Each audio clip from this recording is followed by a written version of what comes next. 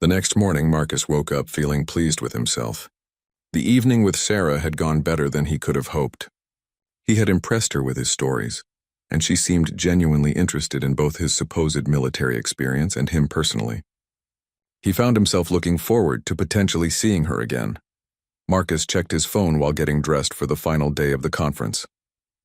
There was a message from the conference organizers about a special presentation that had been added to the schedule. Something about real combat aviation experiences. Marcus deleted it without reading the full details, more interested in his coffee and the possibility of running into Sarah again. The conference hall was busier than usual for the final morning. Marcus grabbed his coffee and continental breakfast, scanning the crowd for Sarah's auburn hair and navy blazer. He spotted several people he had met over the past few days and made small talk, but part of his attention was always searching for her. "Ladies and gentlemen," the conference moderator announced from the main stage, "we have a special addition to today's program. We're honored to have a distinguished military aviator who will be sharing real experiences from combat operations. Please welcome Lieutenant Colonel Sarah Mitchell." Marcus nearly choked on his coffee. Sarah walked onto the stage, but she looked completely different from the woman he had spent the evening with. She was wearing a crisp Air Force dress uniform decorated with numerous ribbons and medals. Her auburn hair was pulled back in a regulation style, and her entire demeanor radiated military professionalism. "Thank you for having me," Sarah said into the microphone, her voice carrying the same confidence Marcus remembered, but now with an unmistakable tone of authority. "I'm here to talk about the realities of combat aviation, based on my 15 years of active duty service." Marcus felt his stomach drop as he realized the magnitude of his mistake. This wasn't just someone interested in aviation. This was a real military pilot, a real combat veteran, and he had spent the entire evening lying to her about experiences she actually had. "I flew F-16 Fighting Falcons for over a decade," Sarah continued, and Marcus felt his face burning with embarrassment. "Including multiple combat deployments in Iraq and Afghanistan. The aircraft we call the Viper in operational circles." The irony hit Marcus like a physical blow. He had used the call sign Maverick and bragged about flying the very aircraft this woman had actually flown in real combat. Every detail he had fabricated, she had lived through for real. Sarah began her presentation with technical details about F-16 capabilities, and Marcus recognized much of the information he had regurgitated to her the night before. Except when she said it, it came with the weight of genuine experience. She talked about actual weapon systems she had used, real missions she had flown, and the true emotional cost of combat operations. "Combat aviation isn't glamorous," Sarah said, her eyes scanning the audience. "It's not like the movies. It's about precision, training, and making life-or-death decisions while under extreme stress. Every mission carries real consequences for real people." Marcus slumped deeper into his seat, hoping she wouldn't spot him in the crowd. But even as he tried to hide, he found himself genuinely fascinated by her presentation. This was what real combat flying actually looked like, not the fabricated adventure stories he had been telling. "One of the most challenging aspects of combat aviation is the responsibility you carry," Sarah continued. "When you're providing close air support for ground troops, their lives literally depend on your accuracy and judgment. There's no room for error." She described a mission remarkably similar to one of the stories Marcus had told her, except her version carried the weight of genuine emotion and real consequence. She talked about the stress, the fear, and the professional satisfaction of successfully completing missions that saved lives. "People often ask about the emotional toll," Sarah said. "How do you handle taking lives? How do you deal with seeing friends and colleagues killed in action? These aren't questions you can answer with bravado or tough guy stories. They require honest reflection about what it means to serve in combat." Marcus realized that every story he had told the night before was a shallow parody of real experiences this woman had actually lived through. He had turned genuine sacrifice and service into entertainment, and he had done it to impress the very person who had actually made those sacrifices. "The camaraderie among combat pilots is real," Sarah continued, "but it's forged through shared danger and mutual dependence, not through boasting or war stories. We look out for each other because we understand the stakes in ways that can't be communicated to those who haven't been there." During a break in the presentation, Marcus considered leaving the conference early. The embarrassment was overwhelming, and he couldn't imagine facing Sarah after what had happened. But something kept him in his seat, perhaps a masochistic need to hear what real combat aviation was actually like. When Sarah resumed her presentation, she talked about transitioning from military to civilian aviation. Many combat veterans struggle with the adjustment, she said. Commercial flying can feel mundane after the intensity of combat operations, but there's also relief in flying missions where the goal is simply to transport people safely to their destinations. Marcus thought about his own comfortable job flying commercial routes. He had never experienced the stress and responsibility Sarah was describing, yet he had pretended to miss it the night before. I want to address something that concerns me about civilian aviation culture, Sarah said, her tone becoming more serious. There's sometimes a tendency to romanticize military service and combat operations. People tell war stories that aren't theirs, or embellish their actual service to sound more impressive. Marcus felt like she was speaking directly to him, even though she was addressing the entire audience. This does a disservice to those who actually served in combat, Sarah continued. Real military experience comes with real costs.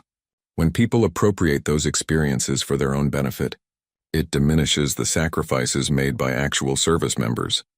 The audience was completely silent, and Marcus wondered if others were also feeling the weight of her words. I've encountered this personally, Sarah said, and Marcus's blood ran cold. Just last night, in fact, I met someone who claimed extensive combat experience in the same aircraft I actually flew in combat. It was educational to hear his version of experiences I actually lived through. Marcus wanted to disappear. He knew with absolute certainty that she was talking about him, and he suspected that at least some people in the audience might put the pieces together.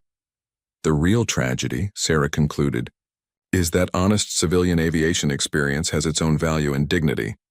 There's no need to embellish or fabricate military service to be impressive or interesting. Commercial aviation serves a vital function, and those who do it well deserve respect for their actual accomplishments. As Sarah finished her presentation to enthusiastic applause, Marcus sat frozen in his seat, finally understanding the full scope of his humiliation. After Sarah's presentation ended, Marcus sat paralyzed in his chair as conference attendees filed out around him. The applause had been thunderous, and he had watched several people approach the stage to speak with Sarah personally. Meanwhile, he remained frozen, wrestling with the magnitude of his humiliation. He finally forced himself to stand when the conference hall was nearly empty, but instead of leaving, he found himself walking toward the stage. He wasn't sure what he planned to say, but he knew he couldn't just disappear without acknowledging what had happened. Sarah was packing up her presentation materials when she noticed him approaching. Her expression was unreadable as she watched him walk up the steps to the stage platform.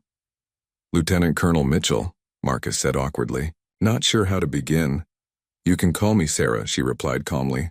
We're past formalities at this point, don't you think? Marcus took a deep breath. I owe you an apology. A huge apology.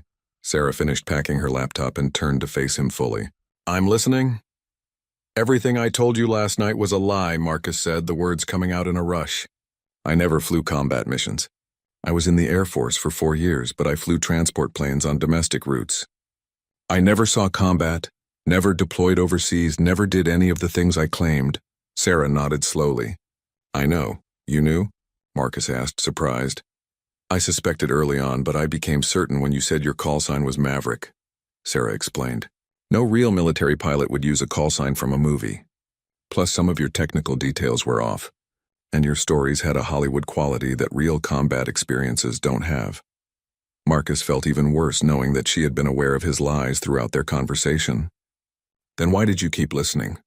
Why did you encourage me to keep talking? Sarah leaned against the podium, considering her answer. Partly curiosity. I wanted to see how far you would take it. But mostly I was trying to understand why someone would feel the need to fabricate military service. I don't know why, Marcus admitted. I guess I wanted to seem more interesting, more impressive. Commercial flying feels ordinary compared to what you've actually done. That's where you're wrong, Sarah said firmly. Commercial aviation is incredibly important work. You transport hundreds of people safely every day. You've probably never lost a passenger, never had a serious accident. That's not ordinary, that's exceptional. Marcus hadn't expected this response. But it's not exciting like combat flying. Marcus, do you know what I missed most during my combat deployments? Sarah asked. Routine flights where nobody was shooting at me. Flights where the biggest concern was weather delays, not enemy fire. There's tremendous value in boring, safe aviation. They were silent for a moment as Marcus processed this perspective. I need to ask you something, Sarah continued. Have you told these stories before? To other people? Marcus hesitated, then nodded. Yes, not the specific details, but I've implied that my military service was more extensive than it actually was. That has to stop, Sarah said, her tone becoming more serious. It's not just embarrassing for you. It's disrespectful to actual veterans, and it spreads misconceptions about what military service really involves. I know that now, Marcus said. After listening to your presentation, I understand how wrong I was. Your real experiences made my fake stories seem like cheap entertainment. Sarah studied his face carefully. I believe you're genuinely remorseful. But the question is, what are you going to do about it? What do you mean? Well, you can't take back the lies you've told, but you can commit to being honest going forward, Sarah explained. And more than that, you can use this experience to develop a real understanding of military service instead of the fantasy version you've been promoting. Marcus nodded eagerly. How can I do that? Start by learning about actual military aviation, Sarah suggested. Read memoirs by real combat pilots. Understand the history and reality of military service. If you're genuinely interested in this subject, approach it with the respect it deserves. I will, Marcus promised. But I have to ask, why are you being so understanding about this? You could have humiliated me publicly. You could have called me out during your presentation. Sarah smiled slightly. I could have. And honestly, part of me wanted to, but I've learned that humiliation rarely changes behavior for the better. You're clearly embarrassed enough as it is. More than embarrassed, Marcus admitted. I feel sick about the whole thing. Good, Sarah said. That means you understand the gravity of what you did. Now the question is whether you'll learn from it or just feel bad about it. Marcus was quiet for a long moment. Can I ask you something personal? You can ask. What was combat actually like? Not the technical details, but emotionally. Sarah considered the question carefully. Terrifying and exhilarating at the same time. But mostly it was about duty and responsibility. Every mission mattered because real lives were at stake. That weight never leaves you, even years later. Do you regret it? No, Sarah said without hesitation. But I don't romanticize it either. It was a job that needed to be done, and I was trained to do it. The real heroism isn't in the flying.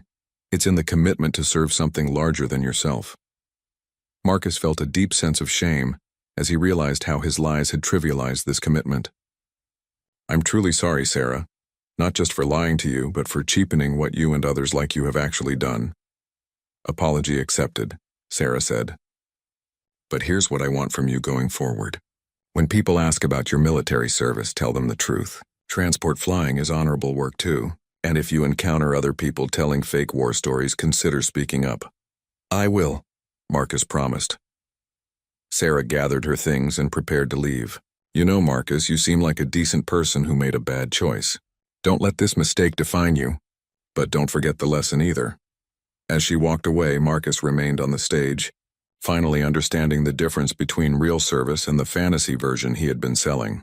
For the first time in years, he felt motivated to be genuinely proud of his actual accomplishments rather than seeking validation through fabricated heroics. The conference hall was now completely empty except for cleaning staff preparing for the next event. Marcus stood alone, processing everything that had happened and beginning to plan how he would change his behavior going forward. 3 months after the conference, Marcus sat in his apartment reading Viper Pilot by Dan Hampton, one of several memoirs by actual F-16 combat pilots that Sarah had recommended. The book painted a vivid and honest picture of what combat aviation really involved, and Marcus found himself both fascinated and humbled by the authentic accounts. His reading was interrupted by his phone buzzing with a text from his colleague Jake, who was hosting a barbecue that afternoon. Marcus had been dreading social gatherings lately because they often led to conversations about military service, and he was still learning how to navigate those discussions honestly. At the barbecue, Marcus found himself in a familiar situation. Jake was introducing him to some neighbors, and the conversation naturally turned to careers and backgrounds. Marcus here is a pilot, Jake announced proudly. Used to be in the military too. Tell them about some of your experiences, Marcus. In the past, This would have been Marcus's cue to launch into fabricated stories about combat missions and heroic adventures. Instead, he felt his stomach tighten as he searched for the right words. "I was in the Air Force for 4 years," Marcus said carefully. "I flew transport planes, mostly moving supplies and personnel between domestic bases. It was good experience that helped me transition to commercial aviation." One of the neighbors, a man named Robert, leaned forward with interest. "That's cool, but did you ever see any action? Any overseas deployments?" "No," Marcus replied honestly. "My service was entirely domestic. Transport flying isn't as exciting as combat aviation, but it taught me a lot about aircraft systems and aviation safety." Marcus could see the slight disappointment in Robert's expression, and he felt the familiar urge to embellish his story, but he forced himself to stay honest, remembering Sarah's words about the value of truthful service. "Still pretty impressive," Jake said supportively. "Not everyone has the skills to fly military aircraft." The conversation moved on to other topics, and Marcus felt a mixture of relief and disappointment.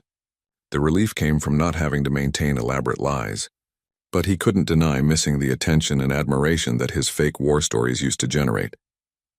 Later that evening, Marcus was surprised to receive an email from Sarah.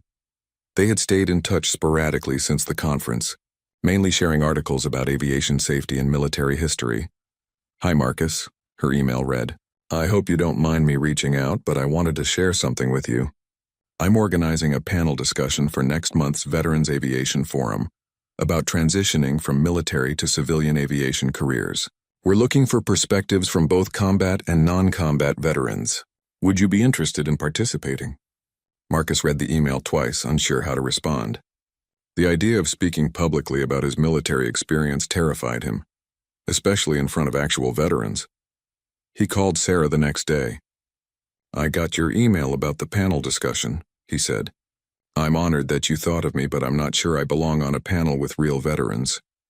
"What do you mean by real veterans?" Sarah asked pointedly. "You know what I mean. People who actually deployed, who actually served in important roles." "Marcus, you served in the Air Force for 4 years," Sarah said firmly. "You contributed to military operations even if you weren't in combat. Transport aviation is essential to military readiness. Without people doing your job, combat operations couldn't happen." Marcus hadn't thought about it that way before.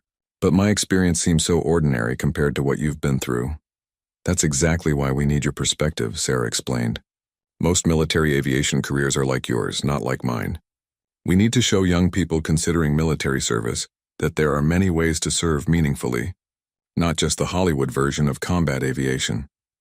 After much internal debate, Marcus agreed to participate in the panel. The weeks leading up to the event were filled with anxiety as he prepared to speak honestly about his actual military experience for the first time in years. The Veterans Aviation Forum was smaller and more intimate than the conference where he had first met Sarah. The audience consisted mainly of veterans, current military personnel, and young people considering military careers. Marcus sat on the panel alongside Sarah, a helicopter pilot who had served in Iraq, and a maintenance officer who had spent 20 years keeping aircraft operational. He felt intimidated by their extensive service records, but Sarah had coached him to focus on his own genuine experiences, rather than comparing himself to others. When it was Marcus's turn to speak, he took a deep breath and began. "My name is Marcus Thompson, and I served as a transport pilot in the Air Force for 4 years. I never deployed overseas, never flew combat missions, and honestly, for a long time I felt like my service wasn't important enough to talk about." He could see some audience members nodding in recognition, and he realized that many of them probably had similar feelings about their own non-combat service. "But I've learned that every role in military aviation matters," Marcus continued. "The flights I made moving personnel and supplies might not have been glamorous, but they were necessary. Military operations depend on logistics, on getting the right people and equipment to the right places at the right times." Marcus talked about the technical skills he had learned, the teamwork required for successful missions, and the pride he felt in contributing to military readiness. For the first time, he focused on what he had actually accomplished rather than what he wished he had done. During the question and answer period, a young woman in the audience asked, "Do you feel like your non-combat service prepared you well for civilian aviation?" "Absolutely," Marcus replied. Military aviation taught me precision, attention to detail, and the importance of following procedures exactly. Those skills translate directly to commercial aviation, where safety is the top priority. After the panel, several audience members approached Marcus to thank him for his honest perspective. A young man considering military service said that Marcus's presentation had helped him understand that there were meaningful ways to serve, even if he wasn't interested in combat roles. Sarah walked up to Marcus as the event was ending. "How do you feel?" she asked. "Good," Marcus replied, somewhat surprised by his own answer. "Really good, actually. Better than I've felt after talking about my military experience in years." "That's what honesty feels like," Sarah said with a smile. "You should be proud of what you actually accomplished, not ashamed that it wasn't something else."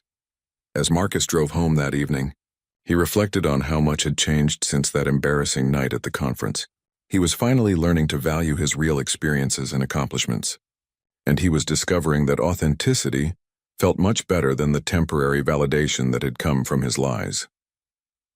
For the first time in years, Marcus felt genuinely proud of his military service, not because he had fabricated heroic stories about it, but because he had finally learned to appreciate what he had actually contributed.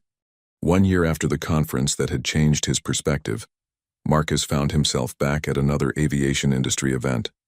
This time, however, he approached conversations with a completely different mindset.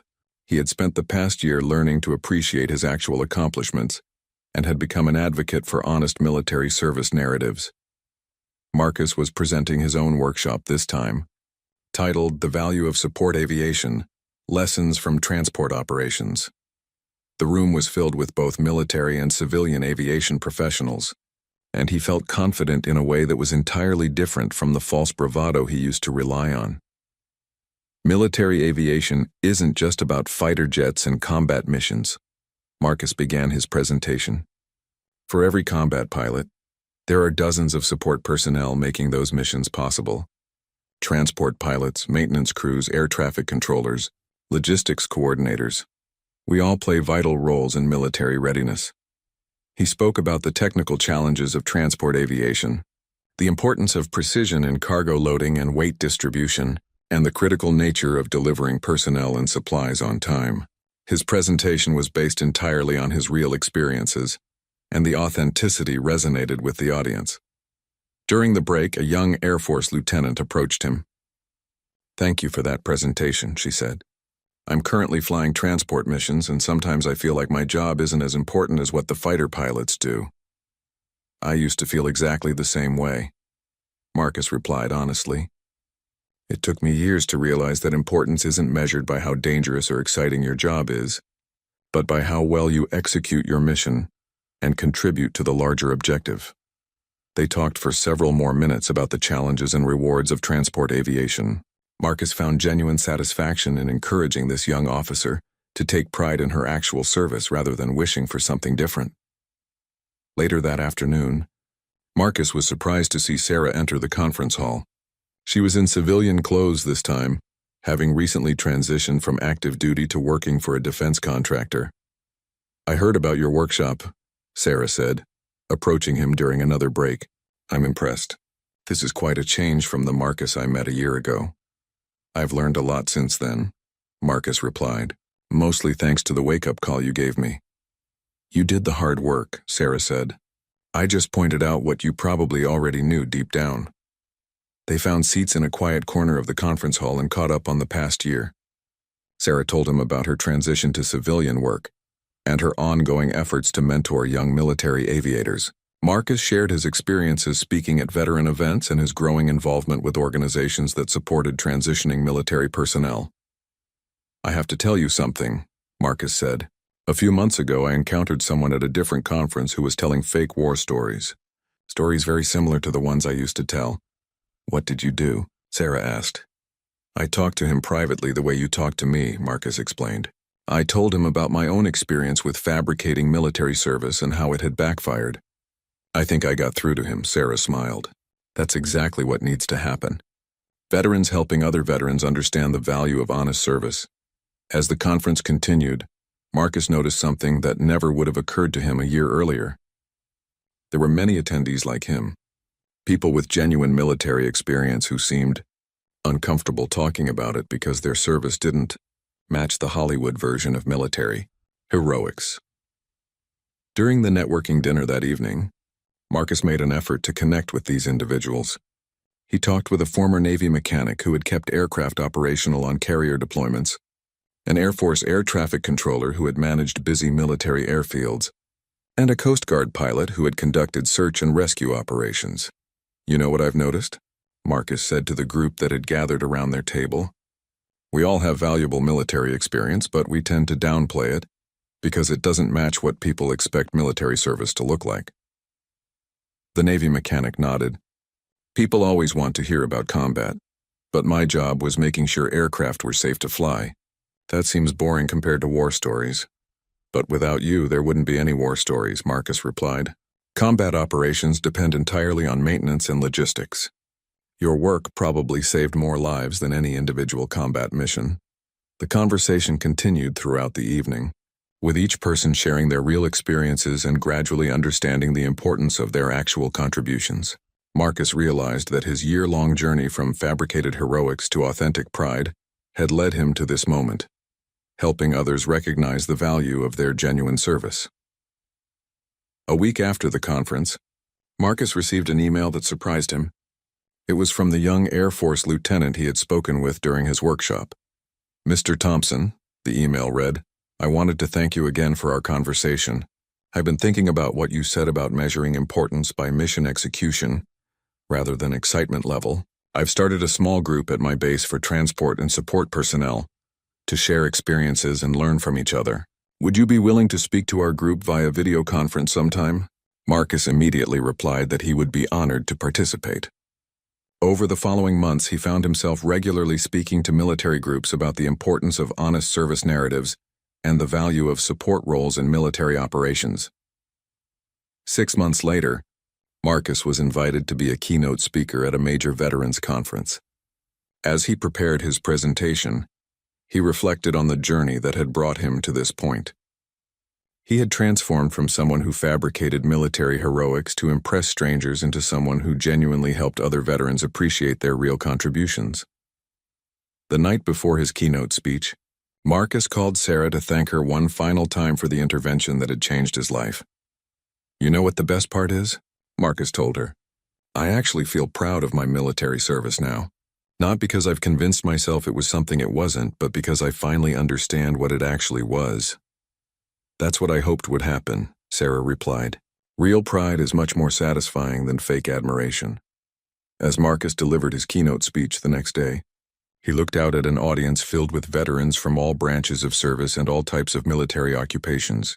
He spoke about the dangers of stolen valor, the importance of honest service narratives, and the vital contributions made by every person who serves, regardless of their specific role.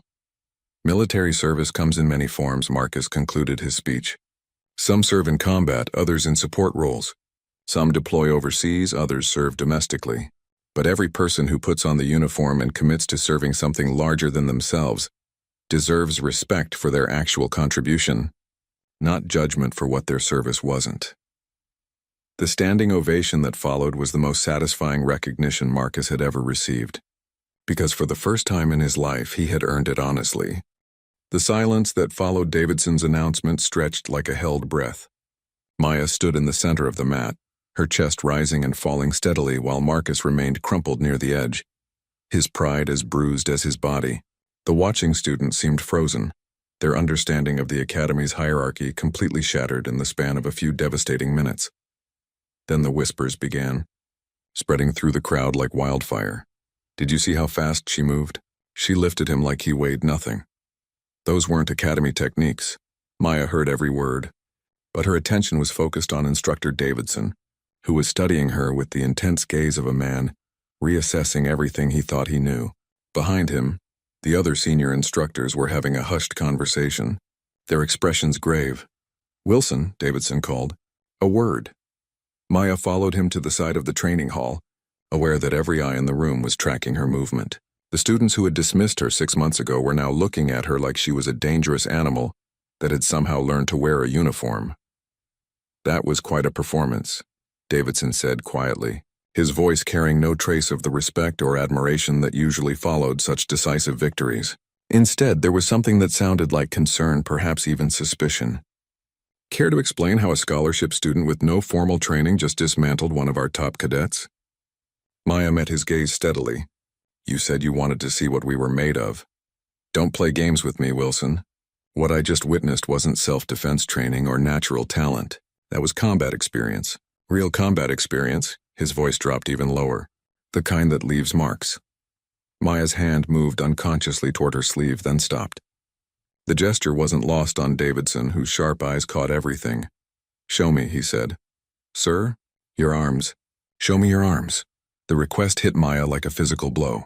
She had spent so much energy hiding those marks, creating elaborate stories to explain away glimpses of scars, wearing long sleeves even in the academy's heated facilities. Now, with the entire student body watching from across the hall, Davidson was asking her to reveal the roadmap of violence that decorated her skin. I don't think that wasn't a request. Cadet. Maya looked around the training hall, at the faces that had ignored her for months but were now hanging on her every movement. Sarah stood near the back, her expression worried but supportive. Elena, still nursing her injured arm, watched with something that might have been recognition. Marcus had finally managed to sit up, his face a mixture of humiliation and confusion. Slowly, Maya began rolling up her left sleeve. The first scar that emerged was relatively small, a thin white line that ran from her wrist toward her elbow. But as more fabric was pushed back, the true extent of the damage became visible. Long, jagged marks that spoke of knife wounds, circular burns that could only have come from cigarettes. The twisted rope of scar tissue around her wrist that Sarah had glimpsed the night before. A collective gasp went up from the watching students. Some turned away, unable to look at the evidence of violence that contradicted everything they thought they knew about the world.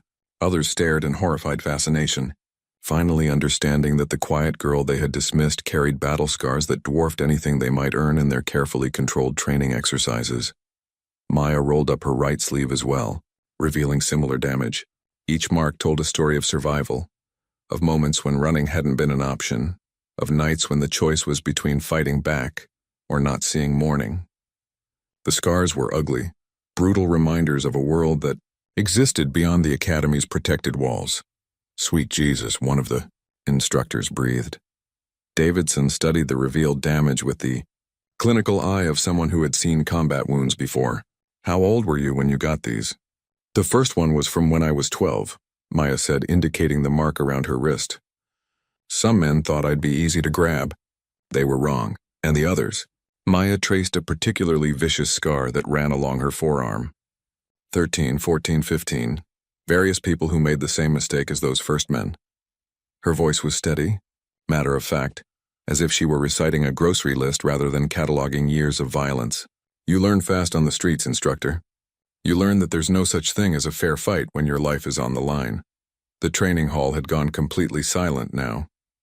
Even Marcus had stopped nursing his wounded pride, staring at Maya's arms with an expression that suggested he was finally beginning to understand exactly what he had challenged. Elena stepped forward from the crowd, her voice carrying clearly in the silence.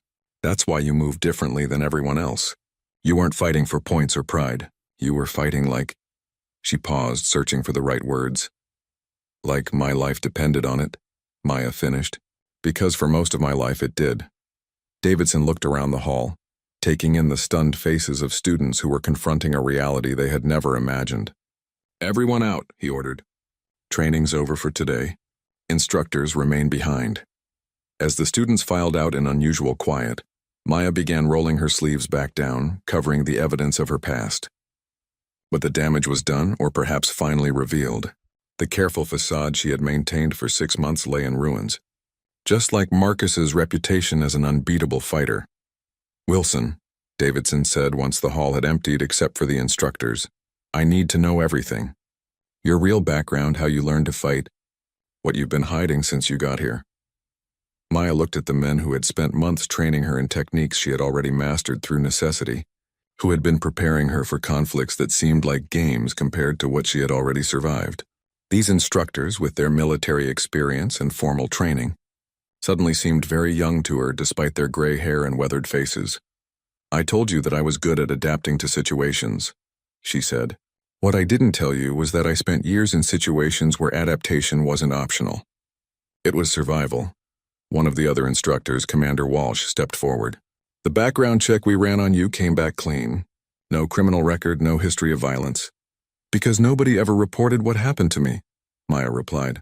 When you live in a world where the police don't come when you call, where social services are overwhelmed, where the strong prey on the weak as a matter of course, you learn to handle your own problems. And you learn not to trust authorities who ask questions but never provide answers. Davidson rubbed his jaw.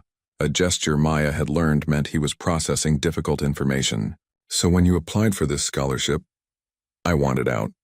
I wanted to become something more than a street fighter. I thought if I could prove myself here, I could leave all that behind and become a real warrior, someone who fought for justice instead of survival. But you've been holding back, Maya nodded. I didn't want anyone to know what I really was. I thought if I could just blend in, learn your techniques, graduate with decent marks, maybe I could reinvent myself completely. But some things, she gestured toward her concealed arms. Some things don't stay hidden forever. Commander Walsh and the other instructors exchanged glances that Maya couldn't interpret. Finally, Davidson spoke again. Wilson, what you've shown us today changes things. Changes everything. You're not just another cadet anymore. You're evidence that our training methods, our understanding of what makes a warrior, might be incomplete. Maya felt a chill run down her spine. What does that mean? Davidson's expression was grave when he answered. It means we need to decide whether you're an asset to be developed or a problem to be solved. And I'm not sure which would be better for you. 3 days passed in an uncomfortable limbo. Maya had been excused from regular classes while the academy administration decided her fate, leaving her to wander the grounds like a ghost haunting her former life. Students who had previously ignored her now watched her with a mixture of fear and fascination, stepping aside when she passed, their conversations dying until she was safely out of earshot. The tournament was only 2 weeks away, but Maya's name had been quietly removed from the participant list. No explanation was given, but everyone understood what it meant. The academy was distancing itself from her, treating her like a dangerous variable that didn't fit into their carefully ordered world. Maya sat in the library, surrounded by books on military strategy and combat theory, but her mind was elsewhere. Through the tall windows, she could see other students practicing on the outdoor training grounds, their movements precise and choreographed. Everything about the academy was designed to create warriors who fought within rules, who operated within systems, who understood that violence was a tool to be applied with precision and restraint. She had never had that luxury. You look like someone planning an escape, a voice said behind her. Maya turned to find Elena approaching, her arm still in its sling, but her expression more open than it had ever been. She pulled out a chair and sat down uninvited, studying Maya with the same intensity she might apply to a particularly challenging tactical problem. Maybe I am, Maya admitted. It's pretty clear I don't belong here. Elena leaned back, wincing slightly as the movement pulled at her injured shoulder. You know what's funny? 6 months ago, I would have agreed with that. You were quiet, mediocre, forgettable. I figured you were just another scholarship kid who'd wash out before graduation. And now? Now I think you might be the only one of us who actually understands what being a warrior means.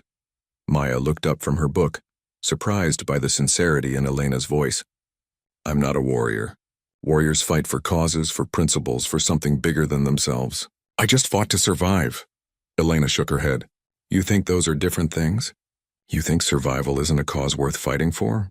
She gestured toward the window where their fellow students continued their practice drills. Look at them. Look at Marcus if he ever shows his face in public again. They're playing at war, Maya. They're training to fight enemies they've never met, in conflicts they don't understand, using techniques designed to minimize casualties and maximize tactical advantage. That sounds like good training to me. It would be, if they were preparing for the right kind of war. Elena leaned forward, her voice dropping to a whisper. But what happens when they face someone like you? Someone who learned to fight where there are no rules, no referees, no safety nets? What happens when clean technique meets desperate survival? Maya thought about her match with Marcus, how his textbook movements had seemed almost comically slow and predictable compared to the chaotic violence she had learned to navigate. They lose, exactly. And that's why the instructors are terrified of you. You represent something they can't control or predict. You're proof that their methods might not be enough when it really matters. Before Maya could respond, Instructor Davidson appeared beside their table. His expression was carefully neutral, but Maya could see tension in the set of his shoulders. Wilson, you're needed in the administration building, immediately. Maya stood, her stomach clenching with anxiety. Elena caught her arm as she passed, the contact gentle despite the strength Maya knew was hidden in the other woman's grip. Whatever they decide, Elena said quietly. Remember that strength isn't something to be ashamed of, even when it comes from dark places. The walk to the administration building felt like a journey to her own execution. Davidson said nothing, but Maya could sense his internal conflict. He was a man who valued excellence, who respected capability, but who also understood that institutions had rules for reasons. Maya represented a problem that couldn't be solved by traditional methods. The administration office was larger than any room Maya had seen in the academy, its walls lined with portraits of distinguished graduates and plaques commemorating various achievements. Behind an imposing oak desk sat Director Harrison, a woman whose reputation for fairness was matched only by her ruthless efficiency. Beside her stood Commander Walsh and two other officials Maya didn't recognize. "Sit down, Cadet Wilson," Director Harrison said, her voice professionally pleasant, but carrying an undertone that suggested this was not a social visit. Maya took the indicated chair, keeping her posture straight and her hands folded in her lap. Years of dealing with authority figures had taught her that showing weakness in these moments was invariably a mistake. "I'll be direct," the director continued. "Your performance in recent training exercises has raised significant questions about your background and suitability for continued enrollment at this academy." Maya had been expecting this, but the words still hit like a physical blow. "I've maintained passing grades in all my classes, grades that, we now realize, represent a significant underestimation of your actual capabilities." Commander Walsh pulled out a tablet and scrolled through what Maya assumed was her file. "We've been investigating your background more thoroughly since your demonstration with Cadet Marcus." Maya's blood went cold. "Investigation? We've spoken with social services in your home city. We've reviewed police reports from your neighborhood. We've pieced together a picture of your life before the academy that bears very little resemblance to your application materials." The director leaned forward, her eyes never leaving Maya's face. "You've been involved in at least 12 documented altercations with adult criminals, most of them significantly larger and more experienced than yourself. In each case, you emerged victorious while your opponents required medical attention. That's not self-defense, Cadet Wilson. That's a pattern of extreme violence." Maya felt the familiar burn starting behind her scars, the same fire that had kept her alive when diplomacy wasn't an option. "They attacked me first, every single time." "We're not questioning the legitimacy of your actions," Commander Walsh interjected. "We're questioning whether someone with your history can be integrated into a structured military environment." One of the officials Maya didn't recognize spoke for the first time. "There's also the matter of concealed information on your application. The omissions about your past could be grounds for immediate dismissal." Maya looked around the room at the faces of people who had never known hunger, never slept in doorways, never been forced to choose between violence and victimhood. They were trying to judge her by standards that applied to a world they had never experienced. "So what happens now?" she asked quietly. Director Harrison exchanged glances with her colleagues before answering. "We're prepared to offer you a choice. You can accept voluntary withdrawal from the academy with no mark on your record, allowing you to pursue other educational opportunities, or—" She paused, and Maya could sense that whatever came next would change everything. "Or you can remain enrolled under a specialized training program designed specifically for individuals with your unique background. You would work directly with advanced instructors, focus on channeling your abilities into legitimate military applications, and serve as a case study for developing new training methodologies." Maya stared at her. "You want to study me. We want to understand you," Commander Walsh corrected. "Your capabilities represent something we haven't encountered before. Traditional training produces competent soldiers. But you might be something different entirely." Maya thought about Elena's words, about the look of recognition in her eyes when she had finally seen Maya fight without holding back. She thought about Sarah's acceptance despite the scars, about the students who had dismissed her but who now watched her with wary respect. Most of all, she thought about the girl she had been before the world showed her its teeth. Innocent, trusting, believing that strength meant never having to hurt anyone. That girl was gone, lost in alleyways and back rooms where survival trumped morality. But maybe, just maybe, she could become something better than either the victim she had started as, or the weapon she had been forced to become. If I agree to this program, Maya said slowly, what exactly would I be training for? Director Harrison smiled, and for the first time since Maya had entered the office, the expression seemed genuine. To become the kind of warrior the world actually needs, instead of the kind we've been pretending to create. Maya looked down at her hands, at the sleeves that covered scars earned in battles no one else in this room could imagine. Her scars had told their story finally and completely. Now it was time to write a new chapter. When do I start?